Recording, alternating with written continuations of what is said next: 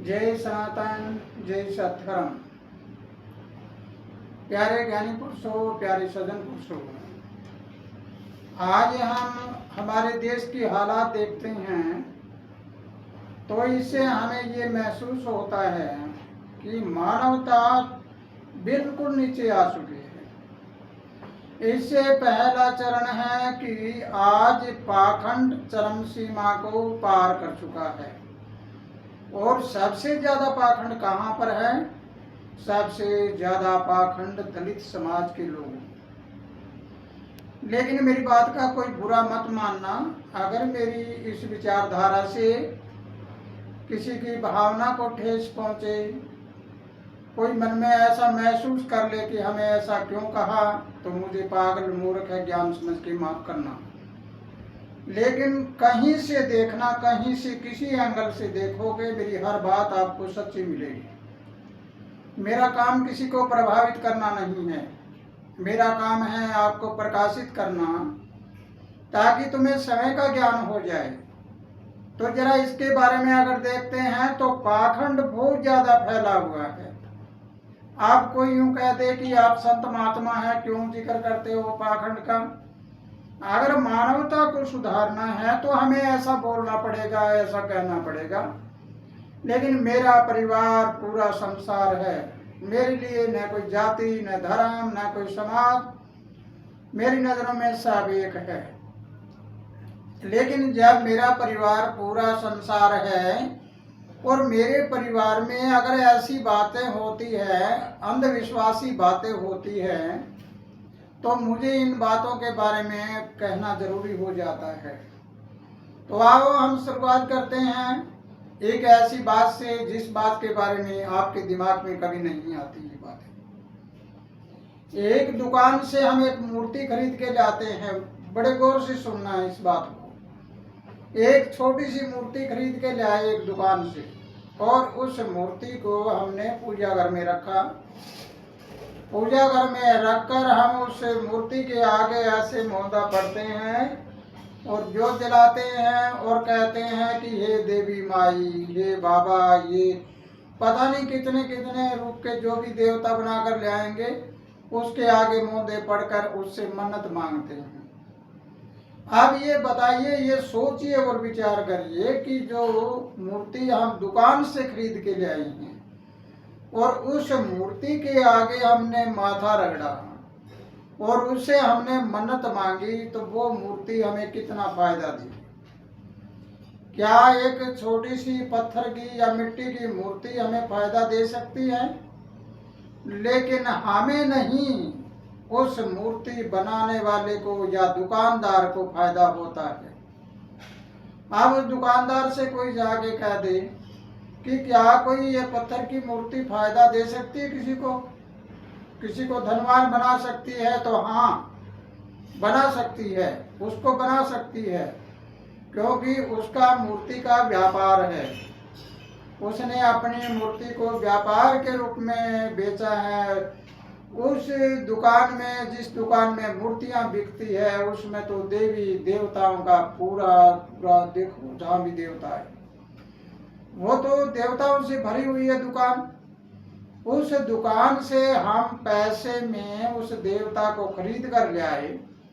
हम भगवान को भी खरीद के लाते हैं, भगवान कृष्ण को भी खरीदते हैं। इस प्रकार हम अनेकों भगवानों को भी पैसे में खरीद के लाते हैं। लेकिन आप दोनों में मिलान करिए कि तुम भी एक इंसान और वो मूर्ति बेचने वाला भी इंसान, मूर्ति बनाने वाला भी इंसान। अब तुम्हें इस बात के बारे में बहुत गहराई से समझना पड़ेगा और जानना पड़ेगा कि ये मूर्ति फायदा किसको देती है। मूर्ति बनाने वाला है, उसको फायदा इतना देती है कि उस मूर्ति की जितनी कीमत लगाई उतनी ही फायदा दिया। लेकिन फिर चले हम उसको दुकानदार के पास। दुकानदार ने उस मूर्ति को बेचा, उतना उसको फायदा हुआ। फिर हम चले उस मूर्ति को किसी मंदिर में लगा दिया। मंदिर में लगाने के बाद हमारे ऐसे लोग भी ज्यादा हैं कि उसके ऊपर आस्था रखकर उसको पैसे का ढेर लगा देते हैं।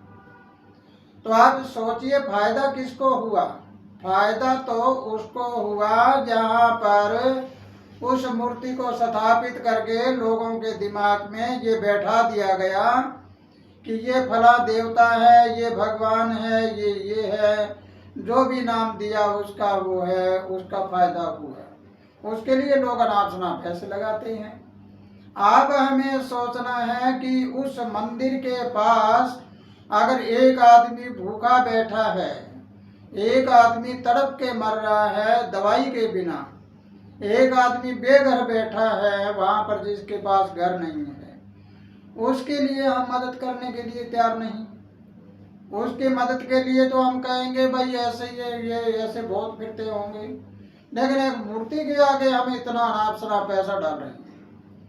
लेकिन एक बड़े अचंभे की बात है, सनातन धर्म में, हिंदू संस्कृति में विकृति फैलने का कारण क्या है? ये टूटने का कारण क्या है? लोग हिंदू धर्म छोड़कर ईसाई बन गए, लेकिन उनकी जाति वही रह गई। हिंदू धर्म छोड़कर वो बौद्धी बन गए, उनकी जाति वही रह गई। मुस्लिम बन गए, जाति वही रह गई।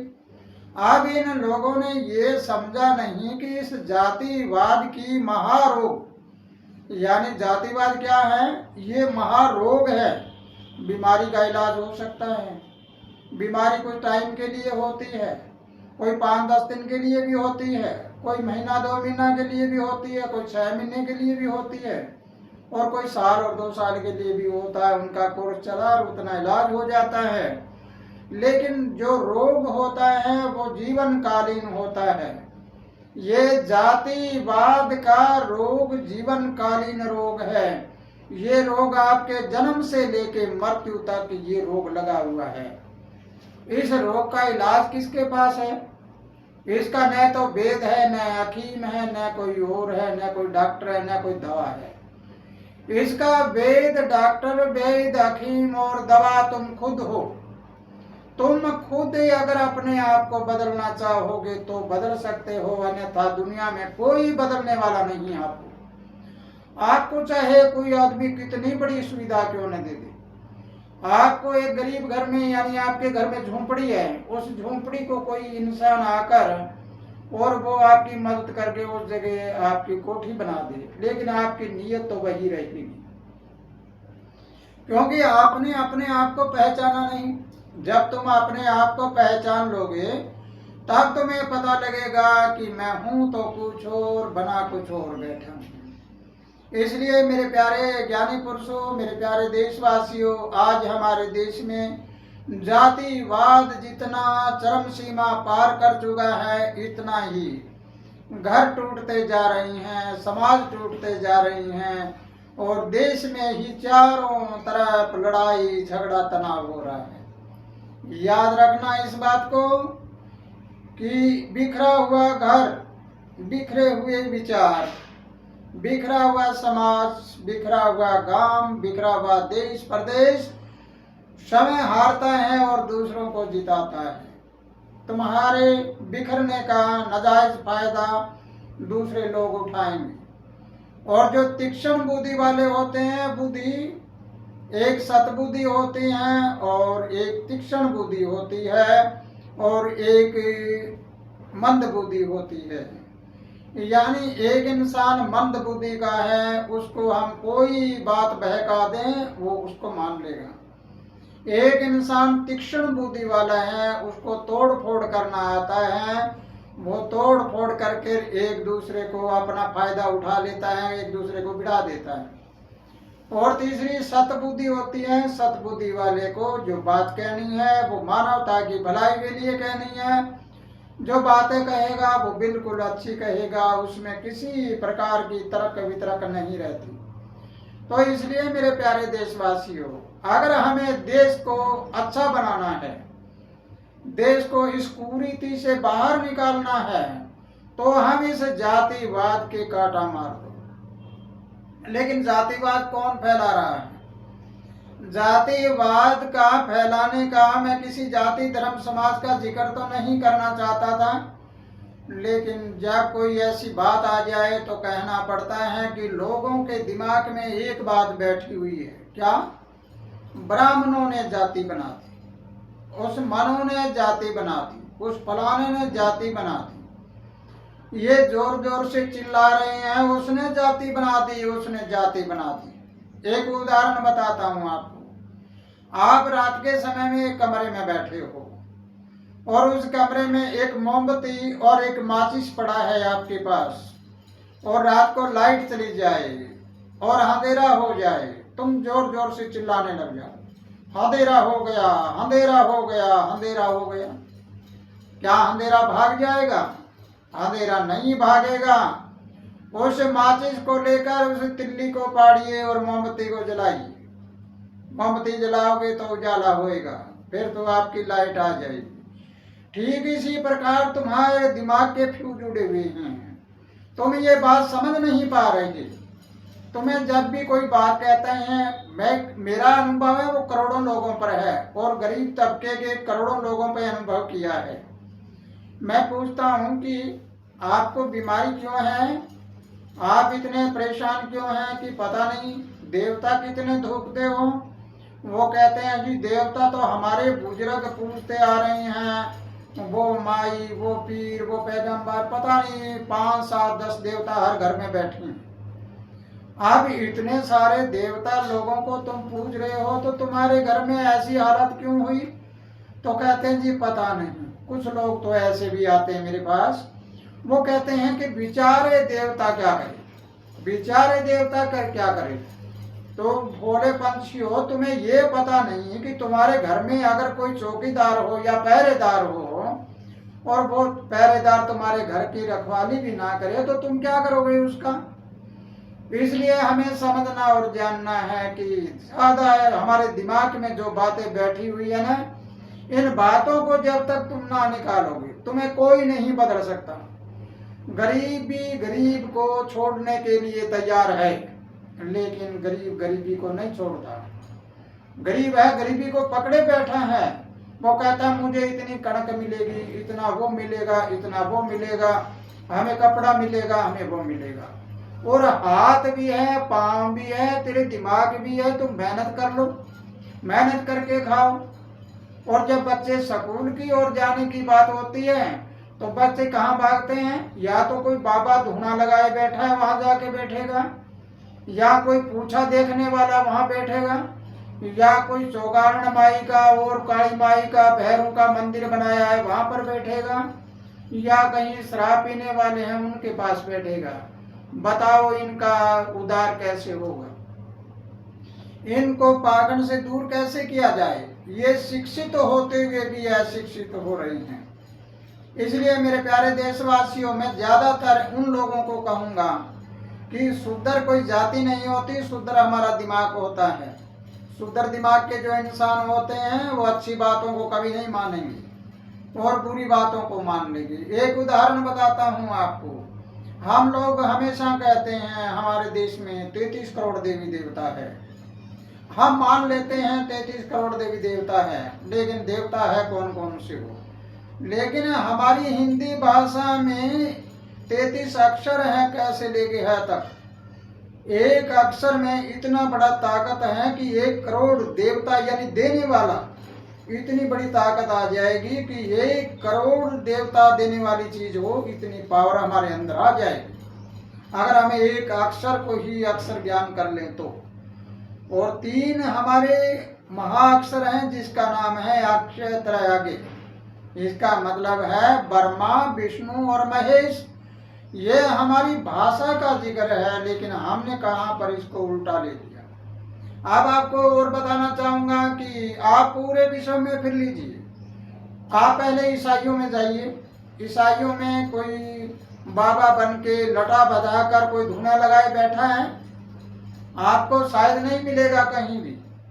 फिर तुम इस्लाम में जाइए, इस्लाम धर्म में जाकर तुम देखिए, कोई ऐसा बाबा मिलेगा जो चारों तरफ धुने लगा रखे हैं, जटा बजा रखा है और ऐसे सुल्फी पीता हो और करते हो और हमारे लोग उनकी परिक्रमा करते हो? ऐसा है कोई? ऐसा नहीं है। फिर हम बौद्धियों को देखें, बौद्धों में कोई ऐसा है जो धुना लगा के बैठ जाए? वो भी नहीं। फिर हम देखें जैनियों में देखें, क्या जैनियों में धुआं लगा के बैठते हैं? वहां भी देखो। इस प्रकार पारसी हो या कोई अन्य धर्म हो, या फिर तुम सिख धर्म में देखो, कोई धुआं लगाए बैठा है? कोई नहीं बैठा मिलेगा आपको। इस प्रकार ये जानना चाहेंगे हम, क्या हमारी हिंदू संस्कृति में, हमारे सनातन धर्म में, क्या ये धुएं लगा लगा कर ये करते हैं? विश्व में कोई नहीं कर रहा, हम कर रहे हैं। और क्या हम भांग, सुल्फा, गांजा, धतूरा पीकर कोई परमात्मा को प्राप्त कर सकते हैं? जरा सोचिए और विचार करिए। पहले तुम्हारे मन को देखिए। एक बाबा बनने के बाद उसका मन काबू नहीं है तो वो परमात्मा को काबू कैसे करेगा? मन भी एक भगवान का रूप है हमारे अंदर। तो इसलिए आपको ये बताना चाहूंगा कि ये पाखंड है, इसको दूर करिए। ये चौगानन माई, भैरू, काली माई जीभ निकाली, कहीं पे सांकड़ लेकर ऐसे घुमा घुमा कर मार रही हैं, कहीं तलवार से जीभ काट रहे हैं और काट रहे हैं। ये क्या हो रहा है? और कहीं एक जीव ऐसे खड़ा करके एक बकरे को और उसके ऊपर तलवार मार रही हैं। ये जीव हत्या कर रही हैं। आइए हम सनातन को एक शुद्ध नियम वाला बनाएं, सनातन को एक उत्तम और पवित्र धर्म बनाएं और हमारा साथ दीजिए। हम जीव हत्या को बिल्कुल बंद करें। जीव हत्या हमारे नियम से बाहर होती है, लेकिन हम दूसरे धर्मों को क्या दोष दें? हिंदू धर्म वाले ही तो बलि चढ़ाते हैं। कोई काली माई के चढ़ा रहा है, कोई भैरों के नाम से चढ़ा रहा है, कोई चौगान के नाम से चढ़ा रहा है, कोई किसी के नाम से चढ़ा रहा है। जब तक हमारे अंदर पवित्रता ना आएगी, जब तक हम अपने आप को ना समझ पाएंगे, तब तक के लिए हमारा धर्म पवित्र नहीं है, पवित्र है। तो इसलिए मेरे प्यारे देशवासियों, और मैं ज्यादातर उन लोगों से कहूंगा जो दबे कुचले लोग हैं, इन लोगों के दिमाग में जितने भी ये ऐसे देवता बैठे हैं, जिनकी ये छोटे छोटे थान बनाकर अनपढ़ लोग हैं, वो झाड़ा करने लग जाते हैं, कोई कुछ करने लग जाते हैं। ये समाज में एक कुरीति है। समाज से इसको क्या मिलेगा? समाज को क्या शिक्षा देने वाले हैं? ये एक झाड़ा लगा दिया और वो कोई छोटी मोटी बीमारी ठीक होगी, तो समाज को क्या दिया उन्होंने? समाज को देने वाला सबसे पहली बात है, अपने बच्चों को शिक्षित बनाओ और ज्यादा से ज्यादा बड़े से बड़े ऑफिसर बनाओ। बच्चों को ऐसी शिक्षा दो कि तुम इस मामले से दूर हो जाओ। इस देवी देवता और ये इस तरह के पाखंडी बातें हैं, इनसे दूर हो जाओ और केवल तुम अपने विद्या मंदिर को मानो, शिक्षा मंदिर को मानो, स्कूल को मानो, कॉलेज को मानो। उस शिक्षा मंदिर में जाओगे तो तुम्हारे अंदर सरस्वती विद्या का नाम है, वो जागेगी। उसके बाद में तुम अपने विचारों को संगठित रखो और विचारों को संगठित रख के अपने घर को संगठित रखो। घर में क्या हो रहा है? पति पत्नी लड़ रहे हैं, बाप बेटा लड़ रहे हैं, भाई भाई लड़ रहे हैं, बहन भाई लड़ रहे हैं। ये अपने घर को संगठित रखो, फिर अपने परिवार को संगठित रखो, फिर अपने गांव को संगठित रखो, फिर हमारे प्रदेश को संगठित रखो, फिर देश को संगठित रखो। फिर देखो हमारे देश की गरिमा और हमारे घर की गरिमा, हमारे अपने आप की गरिमा क्या होगी, हमारी प्रभुता कैसे आगे बढ़ेगी और कैसे क्या होगा। तो इसलिए मेरा तो ये संदेश है आपके लिए कि अगर मेरी बात मानते हो तो आप ज्यादा से ज्यादा शिक्षा ग्रहण करिए और विचारों को संगठित रखिए और मेहनत करके खाइए। कई बार ऐसा विचार आ जाता है, कोई संत महात्मा है, वो झोला उठाया और चला, जाके मांग कर खाने लग जाता है। मेहनत तो वो भी करता है। सवेरे पहली मांगने वाले सवेरे भागने लगते हैं, शाम तक भागते हैं, मांग के लाके शाम को खाना पीना करते हैं, मेहनत तो करते हैं। अगर ये मेहनत खुद के हाथ की करे, अपने हाथों से कर्म करके खाए, तो इंसान के कर्म कितने उत्तम बन सकते हैं। इसलिए मेरी प्रेरणा तो ये है कि मैंने अपने जीवन में किसी परिस्थिति से समझौता नहीं किया, यानी मैंने परिस्थितियों के आगे झुकना नहीं सीखा और कभी भी मैंने अपनी मेहनत के बिना खाना नहीं खाया आज तक। आज भी पूरी मेहनत करके अपना खाने का पूरा देखता हूँ कि मेरे खाने का प्रोग्राम पूरा हुआ तो खाना खाता हूँ। इसलिए आपको चाहिए आप भी ऐसा करिए। ऐसमीरी करने से क्या होगा? ऐसमीरी तो वो होती है जो हम हर तरह से आज़ाद रहें, अपनी इच्छाओं से मुक्त हो जाए वो मुक्ति होती है। इसलिए मेरे प्यारे देशवासियों, इस पाखंड को मिटाओ, जातिवाद को मिटाओ, सत धर्म को अपनाओ। सत धर्म ही हमारे साथ चलेगा। सत धर्म मानव धर्म होता है, वो गगन मंडल से आता है, वो नेचुरल होता है, और यहाँ नीचे वाले धर्म एक इंसान बनाता है। उस धर्म और धर्म के बीच में लड़ाई होती है, और धर्म के बीच में भिन्नता होती है, और जातियां कोई है नहीं। जाति कर्म को जाति बना रखी है। तुम अपने कर्म को बदलो, जाति बदल जाएगी, लेकिन तुम अपनी मानसिकता को बदलोगे तब बदलेगी। इसी के साथ जय सनातन, जय सद्धर्म, खुशहाल रहो, आनंद करते रहो, और इस वीडियो को ज़्यादा से ज़्यादा शेयर करिए, लाइक भी करिए, और अपने विचारों को कमेंट बॉक्स में भी लिखिए, ताकि हर इंसान को ज्ञान हो जाए। जय सनातन, जय सद्धर्म।